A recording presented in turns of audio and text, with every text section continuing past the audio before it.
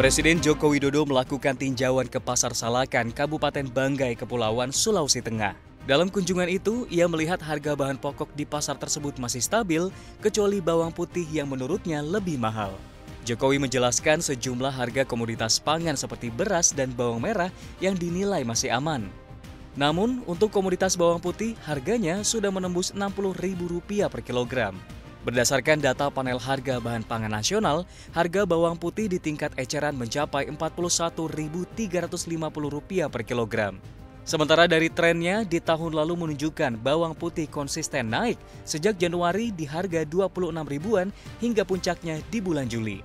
Sementara sejak awal tahun ini, harga bawang putih sudah mencapai 38 ribuan per kilogram. Kenaikan harga bawang putih turut dibenarkan oleh kantor staf Presiden.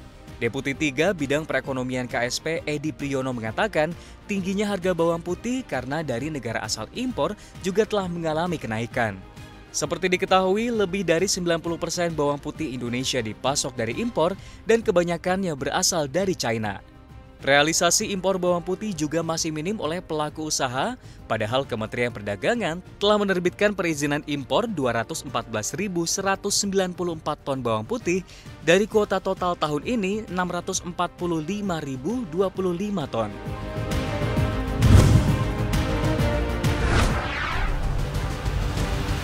Mudik Lebaran 2024 di depan mata.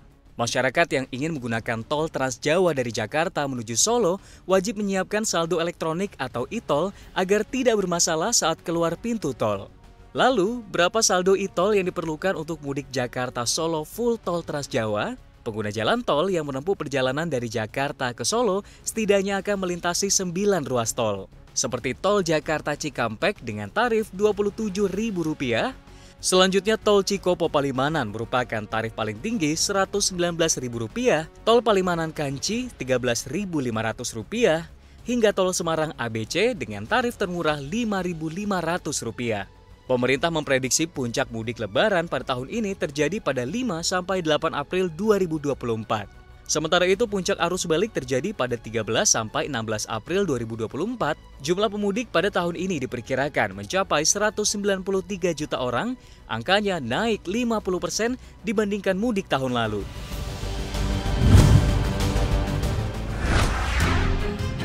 Bukan main, Otoritas Jasa Keuangan mengatakan kerugian masyarakat akibat investasi ilegal atau bodong di Indonesia sudah mencapai ratusan triliun rupiah. Angka ini didapat dari hasil akumulasi kerugian masyarakat sejak 2017 sampai 2023. Ketua Sekretariat Satgas Pemberantasan Aktivitas Keuangan Ilegal atau Satgas Pasti OJK Hudianto mengungkapkan, sejak 2017 hingga 2023, kerugian masyarakat mencapai 139,67 triliun rupiah.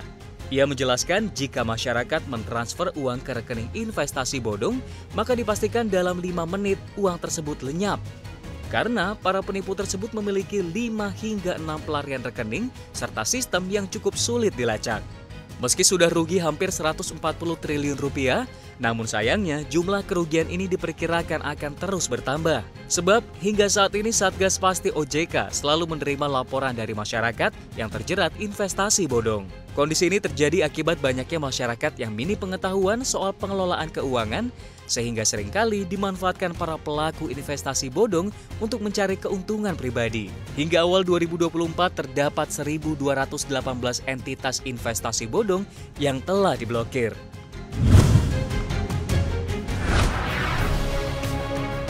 Raksasa otomotif Stellantis melakukan pemutusan hubungan kerja atau PHK terhadap ratusan karyawannya di Amerika Serikat.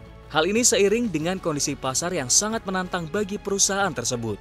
PHK berlaku di divisi teknik, teknologi, dan perangkat lunak.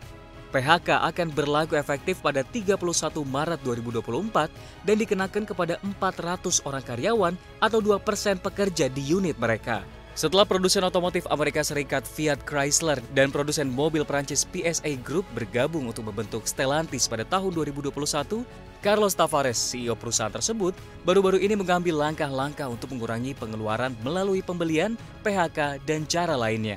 untuk memenuhi tujuan rencana strategi Dare Forward 2030 Stellantis yang mencakup peningkatan profitabilitas dan peningkatan pendapatan perusahaan hingga 3 kali lipat menjadi 300 miliar euro atau setara 513 triliun rupiah. Perusahaan yang merupakan pembuat kendaraan merek Jeep ini sedang berupaya meningkatkan efisiensi dan mengoptimalkan struktur biayanya untuk menghadapi ketidakpastian dan tekanan persaingan global.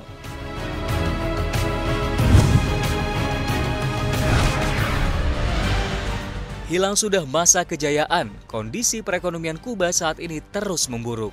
Situasi ini terjadi tatkala kekurangan makanan dan energi dialami warga negeri komunis Amerika Latin tersebut. Angka resmi menunjukkan rata-rata inflasi tahunan Kuba hampir 50% per tahun selama 3 tahun terakhir. Meski mengalami penurunan di 2023, inflasi negara tersebut di akhir tahun masih cukup tinggi, yakni 31,34%. Di sisi lain, negeri penghasil cerutu tersebut juga mengalami penurunan produk domestik bruto sebesar 2%. Baru-baru ini harga bensin naik 5 kali lipat dan PDB berada 10% di bawah nilai pada tahun 2019. Nilai tukar mata uang peso terhadap dolar pun turut ambruk. Kondisi ini kontras dengan apa yang terjadi pada tahun 1960-an lalu di negara tersebut. Di era itu, pemerintah memberi makan keluarga Kuba mulai dari hamburger, ikan, susu, hingga coklat dan bir. Orang-orang bahkan mendapatkan kue untuk ulang tahun dan pernikahan. Program tersebut dinamai Libreta. Libreta diluncurkan pada bulan Juli 1963 dan menjadi salah satu pilar sistem sosialis di pulau tersebut.